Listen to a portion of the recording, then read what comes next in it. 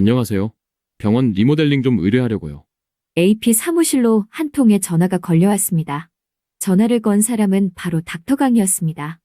1998년 용진병원에서 어린 한우진의 중이염 수술을 맡았던 인물. 닥터강은 3년 남짓 한우진의 주치의로 지내다 결혼과 함께 처가가 있는 대구로 내려가 새 병원을 열었던 사람이었죠. 사실 당시 닥터강은 어려운 상황에 놓였던 고성희를 돕고자 우진이를 수술해주겠다고 먼저 연락까지 했습니다. 하지만 고성희는 그 선의를 자신에게 관심 있다는 흑심으로 오해했고 이때다 싶어 고성희는 그날 보육원에서 우진만 급히 데리고 나온 것이죠. 닥터강이라는 닭을 쫓다 박진석의 차를 얻어 탄 덕분에 고성희는 꿩을 잡게 되었죠. 마침내 고성희는 슈홀즈 안주인 지금의 자리까지 올라왔습니다. 하지만 고성희의 지난 과거사를 유일하게 알고 있던 그 닥터강이 27년 만에 다시 고성희 앞에 나타났습니다. 왜 하필 지금일까요? 그리고 닥터강의 등장은 고성희의 야망에 어떤 파문을 일으키게 될까요? 구독과 좋아요 눌러주세요. 지금 시작합니다. 대구에서 오랫동안 병원을 운영하다가 서울로 개원을 앞두고 있습니다.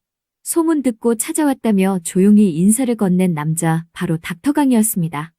닥터강은 결혼 후 대구에서 병원을 열었지만 27년이 흐른 지금 다시 자신이 자랐던 서울로 돌아오게 되었죠. 이번엔 작고 조용한 병원을 열기 위해 직접 AP를 찾아온 것입니다. 멀리서 와주셨네요. 이쪽으로 오세요. 이 지역은 먼 길을 달려온 고객이기에 정성을 다해 안내했습니다. 그때까지만 해도 몰랐습니다. 이 만남이 훗날 고성이라는 괴물의 과거를 세상에 드러내단 하나의 열쇠가 될 거라는 사실을 말이죠. 텅키 팀장과 함께 실사 가보면 견적을 정확하게 낼 수 있을 겁니다. 하지만 지은호 팀장은 한우진을 찾으러 지금 자리를 비운 상태였죠. 이 지역은 추후 날짜를 잡아 현장을 함께 보자고 친절히 안내했죠. 바로 그때 이 지역에 휴대폰이 울렸습니다. 선배, 우진이 찾았어요. 그런데 의식이 없어요. 너무 무서워요. 한우진을 찾았다고? 의식이 없다니 그게 무슨 말이야. 내가 당장 갈게. 순간 이 지역의 얼굴이 굳어졌고 닥터강에게 잠시 양해를 구했죠. 닥터강의 눈빛 역시 이상하리만큼 흔들리고 있었죠. 어딘가 모르게 한우진이란 이름이 자꾸 마음 한쪽을 묘하게 건드렸습니다. 설마 내가 아는 그 아이는 아니겠지. 닥터강은 스스로 고개를 저었습니다. 27년이라는 세월은 사람을 완전히 바꿔놓기에 충분한 시간이었으니까요. 그럼에도 불구하고 그 이름을 듣는 순간 문득 오래전 그 아이의 얼굴이 떠올랐습니다. 그나저나 우진이는 건강하게 잘 지내고 있으려나. 닥터강은 그렇게 기억 속 작은 아이에게 조용히 안부를 건넸습니다. 멀리서 와주셨는데 정말 죄송합니다. 일단 오늘 논의한 내용대로 진행할게요. 급한 일이 생겨서 텅키 팀장이랑 일정 조율해서 바로 연락드리겠습니다. 이 지역이 허리를 숙이며 급히 말하자 닥터강은 오히려 손을 저으며 부드럽게 웃었습니다. 괜찮습니다. 연락 기다리겠습니다. 하지만 닥터강은 아직 모르고 있었죠. 자신이 마주하게 될 진실이 운명처럼 27년 만에 다시 돌아오고 있다는 것을요. 한편 깊은 산속 혼자 쓰러져 죽음의 문턱까지 갔던 우진을 발견한 지은호. 안도의 숨을 쉬면서도 잔인한 운명 앞에 마음 한쪽이 찢어질 듯 아파왔습니다. 한우진 정신 좀 차려봐. 나야, 지은호야. 너 잘못되면 나는 어떻게 살라고? 떨리는 손끝으로 우진의 얼굴을 닦아내던 그 순간 희미하게 눈을 뜬 우진이었죠. 눈앞에서 울고 있는 지은호를 보더니 힘겹게 입꼬리를 올렸습니다. 평생을 아끼던 은호를 안심시키려고 애쓰는 듯한 미소였죠. 우진아, 정신 좀 든 거지? 일단 지금 병원부터 가자. 병원에 도착한 우진은 지은호를 똑바로 바라보며 입을 열었습니다. 지은호, 잘 들어. 나 너 간절대 안 받아. 다시는 허튼 생각하지 마. 알았지? 그 말은 지은호의 가슴을 한 번 더 내리꽂았습니다. 우진아, 내가 널 살릴 거야. 지은호의 목소리는 흔들렸고 눈에는 또다시 눈물이 맺혔습니다. 그리고 그 광경을 병실 문 밖에서 조용히 지켜보는 사람이 있었죠. 바로 이 지역. 울음을 삼키는 지은호를 보자 그의 가슴에서 뜨거운 무언가가 조용히 치밀어 올랐습니다. 감히 내가 사랑하는 사람을 이렇게 울리다니. 그 순간 이 지역은 결심했습니다. 지은호의 인생을 산산이 부숴버린 사람. 그 아픈 상처 위에 또다시 생채기를 내는 괴물. 고성희를 더 이상 가만두지 않겠다고 말이죠. 다음날 아침, AP 대표실 문을 조심스레 두드리는 소리가 들렸습니다. 대표님 잠시 시간 괜찮으세요? 문을 연 지은호는 밤새 결심한 듯한 표정이었죠. 저 한 달 병가 좀 낼게요. 우진이 간이식 제가 할 거예요. 순간 이지혁의 심장은 단단하게 내려앉는 듯 했습니다. 은호라면 그럴 거라는 걸 이미 마음속에서는 알고 있었지만 막상 그 말을 직접 듣는 순간 말로 표현할 수 없는 불안과 두려움이 한꺼번에 밀려왔습니다. 하지만 지혁은 지은호를 붙잡을 수도 그 결심을 꺾을 수도 없는 사람이었죠. 그 순간 답답한 마음에 이지혁의 입에서는 무심코 이런 말까지 튀어나왔습니다. 은호야, 그간 적합검사 내가 한번 해볼까? 순간 지은호는 애써 담담하게 그러나 진심 어린 웃음을 지었습니다. 대표님 마음짤 받을게요. 하지만 이건 제가 해야 하는 일이에요. 지혁은 은호 대답을 예상했지만 그 미약한 가능성의 마지막까지 기대를 걸고 있었던 겁니다. 지혁은 한숨인지 웃음인지 모를 씁쓸한 숨을 내쉬며 지은호를 바라봤습니다. 아, 어제 말이야. 잠시 뜸을 들이더니 말을 이어갔습니다. 병원 리모델링 건으로 멀리서 찾아오신 고객님이 계셨거든. 닥터강이라는 분인데 그분 일정은 미뤄야 할까? 지은호는 잠시 생각에 잠겼습니다. 병가를 내고 우진 곁을 지켜야 하는 상황이었지만 팀장으로서 책임감도 은호의 어깨에 함께 얹혀 있었죠. 규모가 작은 공간이라면 일단 제가 한번 가볼게요. 긴 시간은 어려워도 현장만 보면 될 것 같아요. 그 말에 이지혁의 얼굴에도 잠시 안도감이 스쳤습니다. 그래, 그럼. 내가 고객님께 먼저 연락드릴게. 오후쯤 같이 잠깐 현장 보러 가보자. 네, 알겠습니다, 대표님. 병가는 처리되는 걸로 알고 있을게요. 은호는 조용히 고개를 숙여 인사한 뒤 결심이 담긴 발걸음으로 대표실을 나섰습니다. 지은호가 떠나간 뒤 이지혁은 책상에 앉아 잠시 깊은 생각에 잠겼습니다. 그리고는 바로 휴대폰을 들어 닥터강에게 전화를 걸었죠. 어제 리모델링 상담건 말씀드린 이지혁입니다. 혹시 내일 오후 시간 괜찮으실까요? 저희 턴키 팀장이 현장을 직접 보고 싶어서요. 전화기 너머로 닥터강의 차분한 목소리가 들렸습니다. 내일 오후요. 괜찮습니다. 병원 앞에서 뵈면 되겠죠? 네, 그럼 내일 뵙겠습니다. 그리고 다음 날 닥터강과 지은호가 병원 앞에서 만나기로 일정이 잡혔습니다. 하지만 그 누구도 몰랐습니다. 그날의 만남이 또 하나의 진실을 마주하게 되는 유일한 열쇠가 될 거라는 걸 말이죠. 다음 날 리모델링 건물 앞에서 마주한 세 사람. 닥터강은 지은호를 보며 참 단정하고 또렷한 사람이라고 생각했지만 고성희의 딸이라고는 생각할 수 없었죠. 돌 무렵의 기억은 흐릿하고 세월은 너무 많이 흘렀으니까요. 지은호 역시 마찬가지였습니다. 어릴 적 오빠 우진을 진료하던 그 의사를 기억할 리 없었죠. 하지만 그들이 오가는 대화 속에서 오랫동안 닫혀있던 진실의 퍼즐 조각이 하나씩 아주 조용히 맞춰지기 시작하고 있었습니다. 지은호는 건물 내부를 둘러보며 말했습니다. 전체적으로 깔끔해서 크게 손댈 부분은 없을 것 같아요.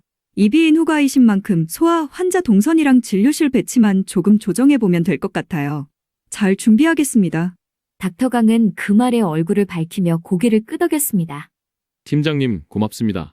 지은호는 그 모습에 마음이 짠해졌습니다. 힘 닿는 데까지 잘 도와드릴게요.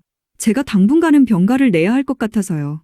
제가 먼저 진행해드리고 나머지는 AP 사무실에서 이어서 처리할 거예요. 걱정 마세요. 닥터강은 놀란 듯 되물었습니다. 어디 아프세요? 그렇게는 안 보이는데. 지은호는 살짝 눈을 피하며 웃었습니다. 바로 그 순간 지은호의 휴대폰이 울렸습니다. 아, 죄송해요. 잠시만요. 급한 전화라 받고 올게요. 지은호는 허겁지겁 자리에서 일어나 빠르게 걸어갔습니다. 문이 닫히자마자 이지혁은 아무렇지 않은 듯 닥터강에게 업무적인 이야기를 꺼냈죠. 하지만 닥터강의 귀는 멀어져가는 지은호 쪽으로 쏠려 있었습니다. 그곳에서 작지만 또렷하게 들리는 단어들. 고성희 이사장, 한우진, 간이식, 쌍둥이 오빠까지. 순간 닥터강의 손이 살짝 떨렸습니다. 그 이름들, 그 단어들, 전부 너무 익숙했습니다. 아들을 품에 안고 울먹이던 고성희의 얼굴이 떠올랐고 자신이 27년 전 치료했던 아이의 이름이 귀에 박히듯 선명하게 들렸습니다. 설마? 아니야. 그런데 저분 이름은 한유라가 아니고 지은호 팀장이라고 했는데. 닥터강은 숨을 한번 삼켰습니다. 아직은 확신할 수 없었지만 가슴 깊은 곳에서 서늘한 기시감이 번져나갔습니다. 그는 몰랐습니다. 오늘 이 순간 본인이 그 진실을 밝힐 유일한 증인이 될 거라는 것을 말이죠. 한편 그 시각 잠시 들른 박성재. AP 사무실에서 지은호의 최근 상황을 전해 듣고 말문을 잃었습니다. 결국은 그 여자가 원하는 대로 된 거네? 우리 은호 팀장 마음은 지금 얼마나 무너지겠어. 오수정은 답답함을 눌러 담아 한숨을 내쉬었습니다. 그러게요. 쌍둥이 오빠 간 상태가 많이 안 좋은가 봐요. 수술 날짜도 당겨졌대요. 내일 입원한대요. 그러곤 이를 악물듯 말했죠. 하여간 그 악덕 여자. 자기가 원하는 건 어떻게든 이루잖아요. 우리 은우 불쌍해서 어떡해요. 성재는 잠시 생각에 잠겼습니다. 그 쓰레기 부부 정체를 좀 흘려야겠어. 그래야 세상 사람들이 알지. 도대체 어떤 사람들인 거야? 오수정이 고개를 끄덕이며 대답했습니다. 예전에 클라이언트로 접근했었잖아요. 누구였더라? 가온재단 이사장이 지은호 친모라던데요? 그 말을 듣는 순간 박성재의 표정이 완전히 굳어졌습니다. 심장까지 순간 얼어붙을 만큼의 충격. 뭐라고? 가온재단 이사장이라고? 성재는 이미 머릿속에서 모든 퍼즐이 빠르게 돌아가고 있었습니다. 그렇다면 쌍둥이 오빠가 우진이라는 소린데? 저릿한 전율이 등골을 타고 흘러내렸습니다. 바로 그때 수정은 서랍에서 조심스럽게 무언가를 꺼내어 성재에게 건넸습니다. 찢어졌다 다시 붙인 낡은 사진 한 장. 이 사진 보세요. 은우한테 협박하려고 그 여자가 들고 왔다니까요. 쌍둥이 오빠랑 찍은 사진이라면서. 성재는 무심코 사진을 받아들었다가 그 자리에서 완전히 얼어붙고 말았습니다. 우진이? 숨이 턱 막혀 말조차 이어지지 않았습니다. 자신의 의붓동생 한우진. 우진이가 지은호 쌍둥이 오빠라고? 심장이 급하게 뛰기 시작했습니다. 머릿속에서는 온갖 퍼즐이 폭발적으로 맞춰져 들어가고 있었습니다. 수정씨 나 급한 미팅 있었던 거 깜빡했네. 먼저 갈게. 문을 나서는 순간 성재의 눈빛은 완전히 달라져 있었습니다. 어머니, 도대체 진짜 얼굴이 뭐예요? 당신이 감추고 있는 비밀. 반드시 제가 찾아냅니다. 그렇게 성재는 고성희의 지난 27년을 뒤흔들 새로운 추적을 시작했습니다. 그리고 이지혁에게 전화를 걸었죠. 지혁아 지금 당장 알아야 할 게 있어서 전화했어. 왜? 무슨 일인데 그렇게 급해? 성재는 잠시 숨을 고르고 낮게 말을 이었습니다. 은호 친모 말이야. 그 사람이 사실 내 새어머니인 것 같아. 방금 알게 됐어. 순간 이지혁은 숨이 턱 막히는 듯한 충격의 말을 잃었습니다. 뭐라고? 고성이 그 여자가 새어머니라고? 그게 말이 돼? 성재의 목소리는 더 낮아졌습니다. 하지만 이미 그 속에서는 무언가 터져나오기 일보 직전이었죠. 확실해. 우리 어머니가 재혼하실 때 우진이만 데리고 왔거든. 이지혁은 그제야 퍼즐 조각들이 하나둘씩 맞춰지는 듯한 섬뜩한 느낌을 받았습니다. 성재야 이거 생각보다 훨씬 더 큰일 같다. 성재도 같은 생각이었죠. 그래. 뭔가 더 있어. 목적을 가지고 우리 가족을 속인 게 분명해. 두 남자의 대화는 순식간에 고성이라는 이름 위로 서늘한 그림자를 드리웠습니다. 그리고 그 시간 고성이는 오직 우진이가 간이식을 받을 수 있다는 사실에만 정신이 팔려 있었죠. 자신의 목을 조여오고 있다는 걸 전혀 알지 못한 채 말이죠. 한편 박진석은 간밤에 고성이 금고가 텅 비어 있는 것을 보고 골드바라도 좀 채워줘야겠다는 말을 했었습니다. 말보다는 행동으로 먼저 실천하는 남자. 늘 아내를 챙기고 지켜주고 믿어주는 사람 그가 바로 박진석이었죠. 그날도 진석은 아내 고성이에게 깜짝 선물을 해주고 싶은 마음으로 골드바를 가득 넣은 검은 가방을 들고 귀가했습니다. 하지만 집은 조용했습니다. 고성이는 이미 자리를 비운 상태였죠. 여보 어쩌죠? 학생 장례식장에 문제가 생겨서 제가 급히 가봐야 할 것 같아요. 저녁은 챙겨두었어요. 오늘은 늦을 거예요. 그 말은 우진의 이번 수속을 위해 꾸며낸 정교한 거짓말이었습니다. 하지만 고성이는 몰랐습니다. 그날이 자신의 판도라의 상자가 열리는 날이라는 사실을 말이죠. 그날 저녁 집으로 들어온 박진석은 뒤따라 들어오는 성재를 보며 환하게 웃었습니다. 성재, 요즘 바쁘지? 아버지 오셨어요. 근데 그 가방은 뭐예요? 묵직한 검은 가방을 보고 성재가 의아한 표정으로 물었죠. 아, 이거? 너희 엄마 금고가 횡하길래 골드바 좀 채워주려고 했지. 아내만 생각하면 얼굴에 미소가 번지는 남자. 고성이를 시종일관 믿었던 사람. 그런 아버지를 보며 성재의 속에서는 묘한 감정이 서늘하게 일어났습니다. 아버지가 알고 계신 어머니의 모습, 그게 전부가 아닐 수도 있습니다. 성재는 속으로 그렇게 다짐했습니다. 아버지, 이리 주세요. 같이 넣어드릴게요. 성재와 박진석은 고성이 금고 앞에 나란히 섰습니다. 아버지, 금고 번호 아세요? 응? 글쎄, 생일이던가? 하지만 아니었습니다. 결혼기념일을 눌러보는 순간 금고가 자연스럽게 열렸습니다. 이 사람도 참 이렇게 단순하고 한결같다니까. 박진석은 흐뭇한 듯 웃으며 골드바를 금고 안에 차근차근 넣기 시작했습니다. 아버지, 제가 마무리할게요. 얼른 씻으세요. 그럴까? 그래, 부탁한다. 박진석은 흐뭇하게 웃으며 금고 안에 넣던 골드바를 성재에게 넘기고 욕실로 향했습니다. 그렇게 마지막 골드바를 넣으려던 순간 성재의 눈에 낯선 물건이 들어왔습니다. 금고 안쪽 깊숙이 숨겨져 있던 작은 리모컨 하나. 이건 뭐지? 성재는 호기심에 리모컨을 뒤집어 살펴보다가 무심코 버튼 하나를 눌렀습니다. 버튼을 눌러보는 순간 어딘가 벽 쪽에서 둔탁한 기계음이 울렸습니다. 옷장에 걸린 정장에 가려 보이진 않았지만 성재는 단번에 직감했죠. 무언가 숨겨져 있다는 걸. 벽을 밀자 정확히 금고 뒤편 깊숙한 자리에서 또 하나의 금고가 모습을 드러냈습니다. 벽이 완전히 열리자 그 안에서 모습을 드러낸 것은 두 번째 금고. 고성이만 알고 있던 진짜 금고였죠. 그 안에는 지은호 관련 파일, 청주보육원 기록까지 소름 끼칠 만큼 정리된 각종 1급 비밀 자료들이 가득했죠. 그리고 그 아래 첫 번째 금고보다 훨씬 많은 골드바가 층층이 쌓여 있었습니다. 그 순간 성재는 깨달았습니다. 아버지가 믿어온 어머니의 모습은 다 거짓이었죠. 그리고 성재는 조용히 그러나 단단하게 결심했습니다. 어머니, 이건 그냥 숨긴 정도가 아니네요. 제가 반드시 진실을 밝혀내겠습니다. 드디어 한우진의 간이식 수술 당일. 병원 복도는 조용했지만 긴장감이 감도는 정적이 흐르고 있었습니다. 그때 엘리베이터 문이 열리며 박성재와 박진석이 모습을 드러냈습니다. 성재야, 여기 병원이잖아. 무슨 일이길래 나까지 데리고 온 거냐? 성재는 굳은 표정으로 아버지를 이끌었습니다. 아버지, 오늘 꼭 보여드려야 할 게 있습니다. 어머니의 모든 실체를요. 수술실 앞엔 이미 고성이가 있었습니다. 그리고 성희는 뒤에서 들려오는 익숙한 목소리에 뒤돌아보다가 얼어붙었습니다. 성재야 여보, 당신이 여길 어떻게? 그 순간 박성재가 앞으로 나서며 단호하게 말했습니다. 제가 모시고 왔습니다. 아버지께 어머니가 어떤 분인지 이제는 제대로 알려드려야 하니까요. 성재의 눈빛은 흔들리지 않았습니다. 어머니는 그동안 우진이의 병을 숨겼습니다. 그리고 간이식을 몰래 진행하려 하셨죠. 고성희의 얼굴이 하얗게 질렸습니다. 아니야, 성재야. 네가 뭔가 잘못 알고 있는 거야. 하지만 성재는 말을 끊었습니다. 더 놀라운 건 우진이에게 간을 주려던 공여자가 어머니가 27년 전에 버린 쌍둥이 딸이라는 사실입니다. 복도 전체가 얼어붙었습니다.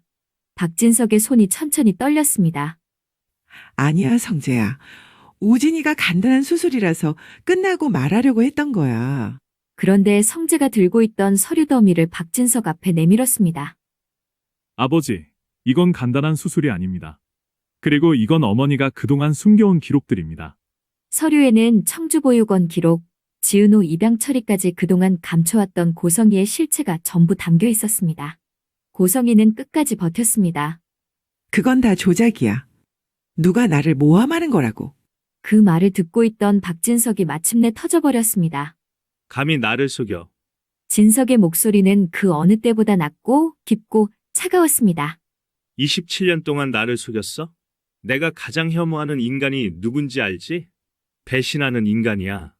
고성희는 울먹이며 다가가려 했지만 박진석은 뒤로 한 걸음 물러났습니다. 그리고 바로 그때 복도 끝에서 두 남자가 걸어오고 있었습니다. 이지혁, 그리고 그의 옆에는 흰 가운을 단정히 여민 닥터강이 있었습니다. 그들의 등장은 정적 속에서 천둥처럼 울렸습니다. 닥터강은 박진석 앞에서 천천히 인사했습니다. 제가 1998년 용진병원에서 한우진의 중이염 수술을 맡았던 주치의입니다. 모두가 숨을 삼켰습니다. 닥터강은 미리 준비해온 옛 진료 기록을 박진석에게 내밀었습니다. 부군이 돌아가시고 성희 씨는 쌍둥이를 혼자 키우고 있었습니다. 우진이는 그때 많이 아팠습니다. 걱정되던 차에 제가 대구로 내려가기 전 우진이 수술을 해줬습니다. 닥터강은 잠시 숨을 고르고 결정적인 말을 내뱉었습니다.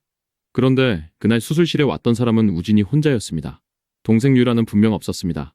고성희의 얼굴에서 피가 싹 빠져나갔습니다. 그때 이지혁이 앞으로 나섰습니다. 그의 눈빛은 서늘했습니다. 유라가, 아니 지은호가 없던 건 바로 그날 보육원에 버려두고 우진이만 데리고 갔기 때문입니다. 지역의 목소리는 단 한 번도 흔들리지 않았습니다. 그리고 27년이 지난 지금 그 아이의 간이 필요하니까 다시 접근한 거죠. 이 파렴치한 인간이 당신이 그러고도 엄마예요? 복도 전체가 숨을 삼킨 듯 고요해졌습니다. 박진석은 떨리는 손으로 진료 기록을 쥔 채 고성희를 똑바로 바라보았습니다. 넌 내 아내도 아니고 우리 아이들의 어머니도 아니야. 진석의 눈에는 지금껏 본 적 없는 냉기가 깃들어 있었습니다. 오늘부로 너와의 모든 인연을 여기서 끝낸다. 당장 내 집에서 썩어져. 고성희는 울부짖었습니다. 여보, 내가 설명할게. 하지만 박진석은 단호했습니다. 설명? 지금까지 내가 한 것은 설명이 아니라 기만이야. 배신이고 거짓말이고 범죄야. 그리고 박진석은 뒤돌아섰습니다. 고성희는 그 자리에 주저앉아 말도 되지 않는 현실을 받아들이지 못한 채 미친 듯이 고개를 흔들었습니다. 박진석은 분노로 손을 떨며 즉시 비서에게 전화를 걸었습니다. 지금 당장 슈월츠 집안에서 고성이 이름으로 된 모든 것 정리해. 그리고 또 다른 번호를 눌렀습니다. 법무팀이지? 고성이 위자료 한 푼도 없이 빈손으로 나가게 만들어.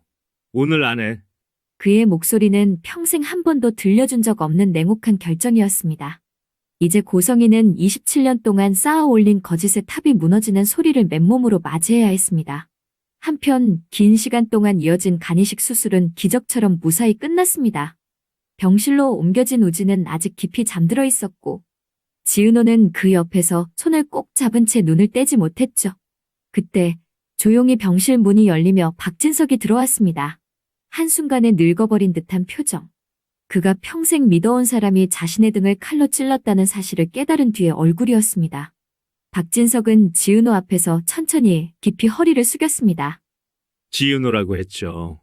그동안 내가 괴물 같은 고성이한테 속아 당신을 그리고 우진이를 제대로 돌보지 못했습니다. 진심으로 사죄드립니다. 진석은 목소리가 떨릴 정도로 진심을 담아 말했습니다. 우리 우진이 살려줘서 고마워요. 이 은혜 나는 평생 못 잊습니다. 지은호는 손사래를 치며 아니라고 했지만 박진석은 고개를 저었습니다. 아니요. 은호 씨가 없었다면 우진이는 지금 이 자리에 없어요. 나는 은혜는 갚고 잘못은 바로잡는 남자입니다. 그 말과 함께 박진석은 준비해온 서류 봉투를 건넸습니다. 여기 고성이가 그동안 갖고 있던 재산 전부입니다. 지은호는 눈을 크게 뜨며 숨을 삼켰습니다. 저 이걸 왜? 박진석은 천천히 설명했습니다. 그 여자가 27년 동안 거짓과 배신으로 모은 것들입니다. 다 내 명의에서 분리해 당신 앞으로 넘겼습니다. 봉투 속에는 200억짜리 강남 상가 건물명의 이전 서류 그리고 현금, 채권, 예금, 계좌 등 고성희가 쌓아온 모든 재산이 들어있었죠. 당신이 겪은 고통, 그 여자가 준 상처 나는 그걸 모른 척하고 살았어요. 이제라도 바로잡고 싶습니다. 박진석은 마지막까지 한마디를 덧붙였습니다. 당신은 우진이 생명의 은인입니다. 그 은인을 빈손으로 돌려보내는 건 내 자존심이 허락하지 않아요. 지은호는 차마 말을 잇지 못했습니다. 울컥 올라오는 감정을 참으려 고개를 떨군 채 손등으로 눈가를 훔쳤습니다. 회장님, 이런 건 받을 수 없어요. 전 우진이가 건강해진 것만으로도 만족해요. 박진석은 단호했습니다. 받아요. 내 아들 대신 받은 거라 생각하세요. 이건 보상이 아닙니다. 당신이 원래 받아야 했던 정당한 몫입니다. 그리고 조용히 병실을 나서며 마지막으로 한마디를 남겼습니다. 지은호 씨, 앞으로는 당하지 않을 겁니다. 이제 당신 뒤엔 내가 있으니까. 지은호는 눈을 감고 입술을 깨물며 고개를 떨궜습니다. 그동안 당하고 버려지고 이용당했던 인생. 그 모든 상처가 단 한순간에 다 치유될 수는 없어도 오늘만큼은 세상이 자신에게 진심 어린 손을 내밀어준 순간이었습니다. 과연 이제 진실을 모두 잃은 고성희는 어떤 발악을 시작하게 될까요? 그리고 새로운 운명을 맞이한 지은호와 한우진, 박성재와 이지혁은 어떤 길 위에 서게 될까요? 오늘 이야기는 여기까지입니다. 구독과 좋아요는 제가 다음 이야기를 이어가는 데 큰 힘이 됩니다. 오늘도 시청해주셔서 진심으로 고맙습니다.